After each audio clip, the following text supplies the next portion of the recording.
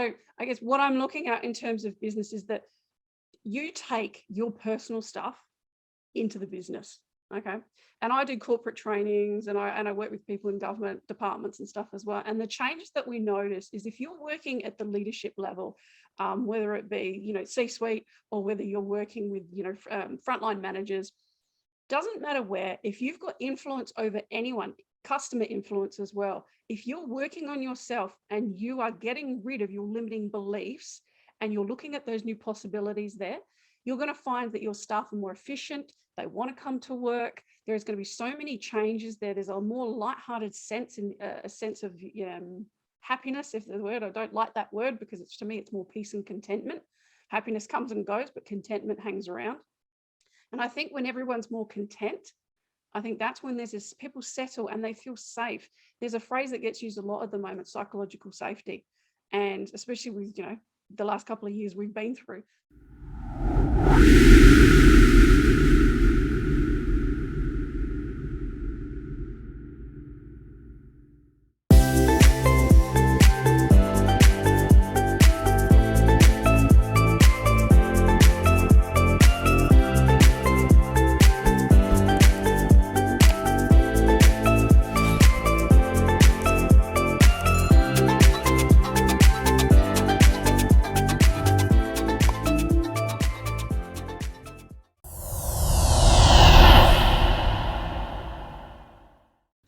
Talking with the experts. Hello and welcome to Talking with the Experts. My name's Rose Davidson from rosedavidson.com, and Talking with the Experts is about all things business by business owners for business owners, and you can find it on all good podcasting streaming platforms and on YouTube. And today it's my great pleasure to introduce you to Tania Davies from Mindful Impact. And we're going to be discussing the art of slowing down to achieve more. And Tania can bring practical, evidence-based, transformational, slow leadership, training and coaching to your organisation with the help of the Success Slow Coach. And Tania is a very successful coach and trainer, and we've known each other digitally for quite a number of years, and this is our first actually face-to-face meeting. So I'm really looking forward to what Tania has to share with us today. Welcome, Tania, and thank you for joining me. Thanks, Rose. Thanks for the invitation. Yeah, so tell me about a little bit how you came into your business name of Mindful Impact. Yeah, absolutely. I used to do the corporate rat race. I used to do the 9 to 5, or if that's what we'd like to call it. It's probably more like the 8 to 10 in reality. And I did that for a very long time. I swear I've probably doing it since I was a teenager. And it got to the point where I had young children, and I really didn't know who my children were. And they probably didn't have an idea of very much who I was either. I was starting to notice some of those health issues starting to come in for me that happen in the background. We sometimes blame it on age. Reality is the stress levels that I was going through at that point and doing what I was doing was really catching up with me. And there came that point, like many people in my world that I coach that are in the corporate world, where enough was enough. I retrained myself at the same time as working a very intense job. And after quite a number of years, I stepped away and went, I need to finally do this. And I'm very much about being mindful in the moment without criticism or judgment. So I'm a bit of a bull in a china shop too. So I did need to make impact in the world. So the two naturally came together as Mindful Impact for me.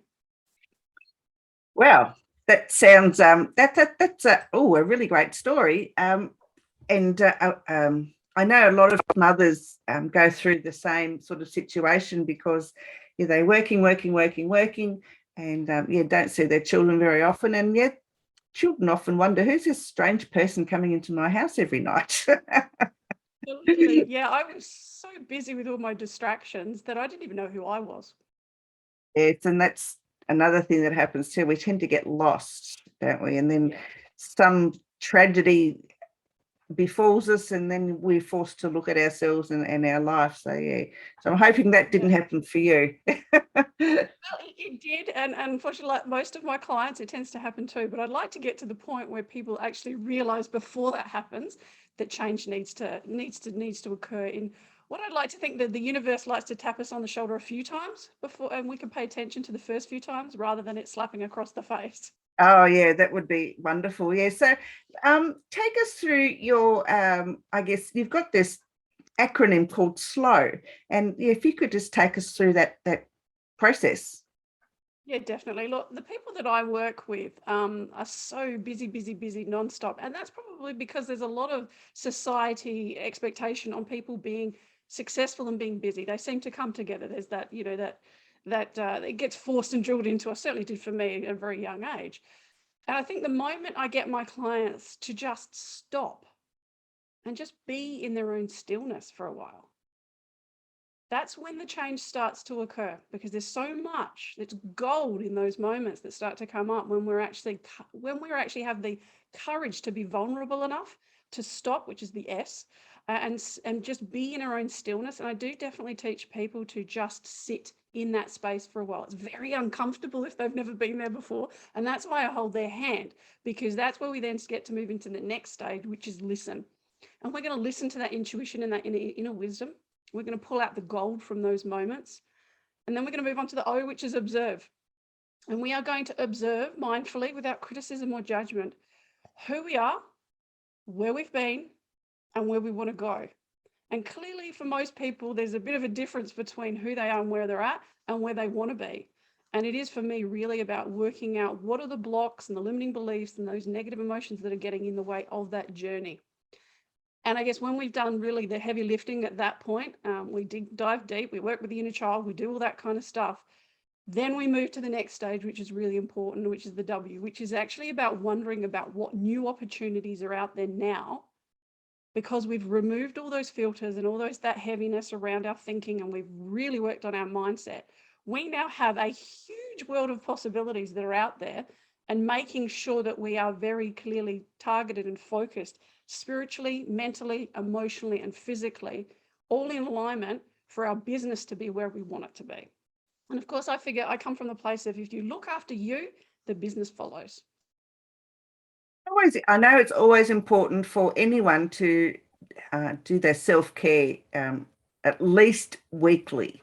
I mean, daily would be ideal if you could just find even 5 minutes for yourself every day, just to sit back and actually, yeah, just take those deep breaths and just slow everything down so that you can be present for, your family, your business, your friends, whatever the case may be. So what sort of techniques do you teach people to do the slow system? The very first thing I always start with is just breathing, because there's a lot of work out there, and you can go and Google to your heart's content about the effectiveness of breath work. But for me, it's simply a case of everybody assumes they know how to breathe. And I do for myself sit with my breath a lot. I used to have asthma when I was younger, so I never ever take for granted my breath. And for me, it is a case of, scientifically, I know that when I come back to my breath, I'll be able to reset my autonomic nervous system, take myself out of fight or flight mode. And I think for most people, if they catch themselves every now and their day sighing, or they catch themselves holding on to their breath or taking those extra breaths, that's a really good sign that there's some work to be done there. So for me, I always come back to the breath. It's never going to be not there. If it is, I'm in trouble. So for me, it's not like I'm going to leave it behind like my mobile phone. I come back to the breath because it's so grounding, it's so familiar. And I know at a physical level, the reality, the evidence base is that when I come back to my breath, I allow my body to go back into rest and digest, and for all my organs to do what they need to do. And that is so grounding for me. I'm a very visual person, so I like to visualize at the same time as doing the breath work there too. Yeah, I like to meditate, and I can actually go quite deep when I meditate. However, I don't practice it as often as I should, or as often as I can. I just it seems to be one of those things that doesn't come second nature for me. And I know that I Yeah, should be practicing it more often because I feel so much better afterwards. And look, as a clinical hypnotherapist, it's my job to get people to go inside and do the work they need to do. And I think fundamentally, what does it mean to be a hypnotherapist? It's about getting people to be super hyper focused on something. And I love the fact that we can all become super hyper focused on our breath when we need to be. I mean, let's just get rid of all the mythology there about what actually hypnosis is. We're changing brainwave states. It's as simple as that. And if you can do that to serve you rather than to your detriment, then you're on the money. So that's another technique, is self-hypnosis, Mm. coming Yeah, back to. yeah, I love it. It's great. When I just put on some like soothing music, something without any lyrics, just music, gets the brain waves going, and it's just, yeah, it's so relaxing. And it's sometimes when I've been under hypnosis, I actually feel like I want to go to sleep. When I've woken up and they say, oh, it's time to wake up Yeah. now. Oh, do I have to? My brain's saying, no, I don't want to wake up yet. And it can get quite addictive too, because we spend so much of our lives in that busy state, that having to be everything to everyone, because we're in fight or flight mode so much. When we indulge ourselves to get out of fight or flight mode, such as self-hypnosis, it can be a bit addictive to just want to stay there, because it is the place we should actually be hanging out. Yeah, I agree. Yeah. And it's just so, I don't know, it's relaxing, it's euphoric, it's like, and sometimes after I've come out of hypnosis, these aha moments seem to pop into my head, and I think, oh, why didn't I understand that before? Because it gives my brain a chance to Make the slow down, connection. and the aha moments are like, especially in business, and you just feel so stuck in some idea or some task that you're trying to do, and you can't get around it, and then you just stop, and Yep. oh, that's how it goes, and I love it. It's so good. It's Yeah, really absolutely. healthy Look, too. in the stop part of my slow program there that I talk about, that's where I get people to be brave enough to just get vulnerable with themselves. Because when we do vulnerability, that's the place that creativity and innovation like to hide. Not only is that's where change work happens, but the epiphanies that you will have come out of that slow work, that's gold. And that's where we become more productive. And that's the work that I really am pushing with, especially the executive people that I work with. Yeah, it's I can't say enough about it. I think it's just a wonderful space to be in, and I absolutely love it. I just need to find somebody that will just hypnotize me for, every day. No, you can do it to yourself. And it's funny you should say that, because I get so many people coming to me say, I'm so anxious all the time, etc. Well, you're actually already hypnotizing yourself if you're doing anxiety. So you're a really good candidate for proper hypnosis with a clinical professional. If you are doing anxiety, you're already well down the path of suggestibility in that space, because you're constantly giving yourself negative suggestions. How about you flip it for positive ones? Yeah, that's very, very true. And I guess a lot of us, we were brought up with negative talk, and that translates back into your adulthood, because you think, well, that's what Mhm. I grew up with. People were telling, me that I was not good enough, and if Yeah, you do that the first 7 8 years of your life, and that's what you're told, I mean, that's what you grow up with. It doesn't matter. yeah, And the hypnosis really does help with self-esteem, and that's right. comparisonitis and imposter syndrome and all those other things. And I'm so grateful for the people that have come into my life to be able to hypnotize me and get me out of that horrible negative self-talk that, yeah, I grew up with. It was, yeah. And sometimes you Absolutely. don't think. Yeah, I'm over 60 now, and honestly, it's taken me till I was like 58, 59 or 60 even, to get out of that pattern of negative self-talk. It's just Yeah, yeah, it yeah, just lives with you absolutely. Look, forever. and like we've said before, it usually comes to a head for people, so to speak. Excuse the pun then. It comes to a head because we get to a point where enough is enough, and that's the point at which you're ready to actually go and do the work. um, I don't tend to play on the surface with people. I absolutely have to get to the root cause of things for people, and the reason I do that is because I don't want you coming back in a year from now going, on, here's another symptom in my life, and then another one. That's just playing in the surface. And if you're going to play in the big leagues, you've got to go deep. So when you do that work with someone, and I always say you do need really good rapport with someone and a really safe place to land with them, because this can be heavy. But one of the things I like to think is that nothing is so serious that you can't have a good laugh with it at the same time. And yes, a little bit of a lighthearted approach and a whole heap of forgiveness at the same time. Because, even though we did grow up in those environments which we couldn't control, forgiveness for the people that were doing the best they could at the time because they didn't know any better than that, but also forgiveness for yourself of having gone through what you've gone through and the thoughts that have led you to where you are now. Yeah, so it is important to forgive yourself. Mm. And I don't think people think, oh, well, I don't have anything to forgive myself for, but really you do. Trust me. You do. So I guess, Tanya, how on a personal level, it all works. But if you're a Yeah. business owner, how can this help your business grow? Yeah, absolutely. I'm a business owner. I'm a two times business owner at the same time. So I guess what I'm looking at in terms of business is that you take your personal stuff into the business. Okay. And I do corporate trainings and I work with people in government departments and stuff as well. And the changes that we notice is if you're working at the leadership level, whether it be, C-suite or whether you're working with, frontline managers, doesn't matter where, if you've got influence over anyone, customer influence as well, if you're working on yourself and you are getting rid of your limiting beliefs and you're looking at those new possibilities there, you're going to find that your staff are more efficient. They want to come to work. There's going to be so many changes there. There's a more lighthearted sense and a sense of happiness, if the word. I don't like that word because to me, it's more peace and contentment. Happiness comes and goes, but contentment hangs around. And I think when everyone's more content, I think that's when there's this, people settle and they feel safe. There's a phrase that gets used a lot at the moment, psychological safety.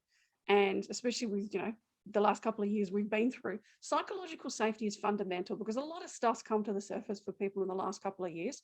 And a lot of people I see are packing it down. They're like, let's just get back to the normal and pack my stuff down so I can go back and do what I've always done. Well, you're not the same person you were yesterday and you won't be the same person again tomorrow. How about you work on that stuff now and you will see the changes at a very tangible and fundamental level, even at the bottom line. Like if people are happier in the workplace, they're going to do better. They're going to do more.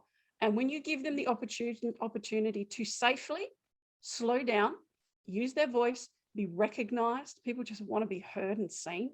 When we can do this safely for people in the workplace, that's where you really see tangible things changing. Yeah, I agree. I think if happy boss, happy staff, I reckon. But Absolutely. it's not always up to the boss to, I guess, foster the atmosphere in the workplace. I think staff Right. sometimes too, they need to manage upwards and say, well, I look, think we're it's not always happy. managing upwards. Yeah. A lot of places don't allow you to manage upwards, but I think it's a great idea when they're open to that sort of workplace Yeah. culture and environment. But yeah. So Tanya, Yeah. I do believe you've written a book or two, have you? No, it is in the process. I'm conjuring it as we speak, but not yet. No, But thank you for the prompt. ah, sorry, I had some vague recollection of you writing a book some time ago. So there you go. Maybe you're reading into the future. Maybe I need to hurry up. Could be. Now, what other things do you sort of advocate for people to do with this slow process? Yeah. Look, like you said before, mindfulness, but mindfulness doesn't need to be sitting in the lotus position for an hour. Who's got time for that right now in their lives? Watch that thinking that as well. What it can be doing, I take little simple activities from many successful people around. Brendan Burchard is one of them that I follow quite deeply. A quick reset between every task. That's an amazing ability to make sure that the task that you've just left, you leave it behind. And you put an intent on the next one that you're about to take on. Now, with the amount of people that I work with in my office as well, I have to be very careful that I don't transfer stuff between people. So I really use that little tool, and that little tip takes 60 seconds to reset and go, yep, shut that one down in terms of my neurology and thinking. And now it's time to move on with a very clear focus on what I want and what action steps am I going to take to get there. That's the 60-second reset that I do for myself, especially in between clients. But also boundaries are really important in the work that I do. Again, I'm not going to go home to my husband and give my husband the days that I have. It's, the traumas that I can work with in my office sometimes that people unpack. I can't take that kind of stuff home. So I'm very, very clear about my boundaries. And I think in an executive office space, we need to do that too. Because how many times have you had a fight with the boss and you've taken it home And then you potentially had a fight with, your husband or your wife, and then you started picking on the kids, and it just gets a little bit out of control. And the reality is we need to stop and we need to forgive ourselves in that moment, but we need really clear boundaries on what we will and won't allow our mindset to do in that moment. So boundaries is something I work on with people very, very clearly. And we need to learn to communicate our boundaries too. There's no point in you having very clear boundaries that are all yours. People aren't telepathic yet. I'm sure they're working on it. But you need to be able to communicate your boundaries eloquently with the rest of the world and then stick by them with consequences, especially with kids. That's a hard one. Every day we challenge on that one. But in the workplace, if you have somebody, for example, coming in late constantly and you're just letting it, you're sweeping it under the rug, everybody else in the workplace has already noticed it and they've noticed your flexibility with boundaries, and you'll start to get tested in other areas as well. So everybody is always watching, they're always listening. And as a leader in the workplace as well, I encourage you heavily to communicate to people the benefits of the slow leadership movement and slowing down every day to reset, because you are going to get a lot more achieved in your world, the things that are actually important to you and not just urgent for you, when you actually do that process of slowing down. Yeah, I agree. As I said, I don't practice it. Often I go from one task to another and think, but what I'm doing the next task, I'm probably, and most often true, I'm still thinking about the task previously.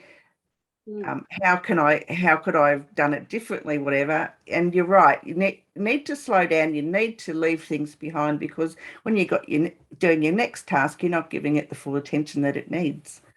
Yeah, that's right. Yeah. So I guess, where can people find you?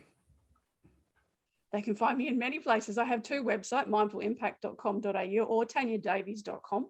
I'm a speaker, trainer, and therapist. I do corporate coaching and facilitation at the same time. One thing I do specialize in is breakthrough work, heavy lifting for business owners and executive level as well, to get people really unstuck. I work with a lot of people that are suffering from imposter syndrome. It's not a particularly nice term because there's a lot under it, but that is what we use at the moment. So imposter syndrome, and to get them to an ultimate place of what I call clarity and freedom. That's really what people ultimately ask me for. They want to clear the fog away, and they want to just be clear on where it is they want to go and clean up their past. So that is some of the heavy work I do with people one-on-one. But you can also catch me online. I work with people all over the world through Zoom, as most people do in this day and age. But yes, you can catch me on LinkedIn and Facebook, etc. All the usuals, Instagram as well. Lovely. And so what wise words would you leave our listeners and viewers with today, Tania? Absolutely. I think for me, the concept of the fact that when you slow down, the fun also lasts longer. Geez, that was short and lovely, quick. It is.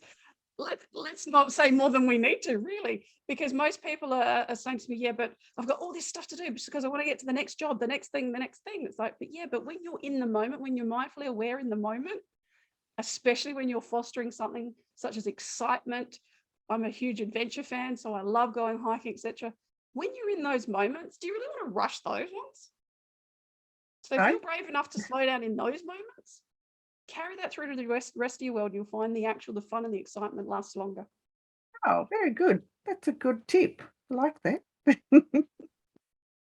So it's a bit like eating chocolate. You feel relaxed and really nice. So yeah, carry that over into your work world. Why not? That's a great thing. Anchor chocolate to other things. So if you feel good when you're eating chocolate, make sure you've got your textbook for your homework in your hand at the same time, and transfer those good feelings to your textbook.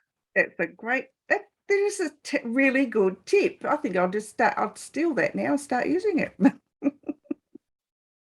sure you're in front of your laptop when you're doing it then. Yeah, that's it.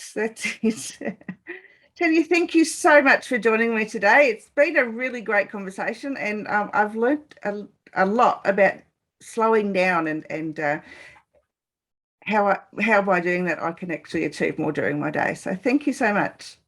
You're welcome.